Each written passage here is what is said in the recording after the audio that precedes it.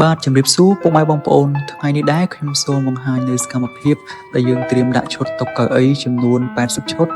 ទៅខាងវត្តគល់ទទឹងសង្កាត់ព្រែកថ្មីខណ្ឌច្បារអំពើរាជធានីភ្នំពេញយើងបងប្អូនហើយនេះគឺជាវគ្គទី1បងប្អូនដោយសារនៅខ្វះ80ឈុតទៀតព្រោះខាងវត្តយក160ឈុតដែលយើងកំពុងតែធ្វើចឹងបងប្អូនពេលធ្វើរួចរាល់យើងនឹងមកដាក់80ឈុតទៀតបងប្អូនហើយថ្ងៃមុនយើងដឹកកដាខៀនកញ្ចក់ចំនួន8សន្លឹកនិងដំឡើងរួចរាល់ផងដែរបងប្អូនហើយចំពោះឈុតនេះដែរគឺជាឈុតតុកសិស្សអង្គុយម្នាក់ឯងបងប្អូនតុកមួយកៅអីមួយបងប្អូនយើងមានពីរពណ៌ដូចក្នុងរូបហើយនិងពណ៌ធម្មជាតិបងប្អូននេះសម្រាប់សាច់ឈើបងប្អូនហើយចំពោះឆ្អឹងដែកបងប្អូនចង់បានពណ៌សក៏បានចង់បានពណ៌ផ្សេងក៏បានដែរបងប្អូនបាទបងប្អូនក៏ដូចជាលោកគ្រូអ្នកគ្រូមានតម្រូវការឈុតតុកសិស្សមិនថាកៅអីសិស្សកៅអីនិស្សិតក្តារខៀនកញ្ចក់ឬក៏តុកសិស្សអង្គុយ2នាក់អង្គុយម្នាក់ឯង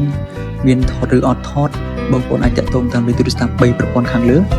ឬឆាតមក Facebook Page ឬ Telegram របស់យើងខ្ញុំបាទសូមអរគុណសូមជម្រាបលា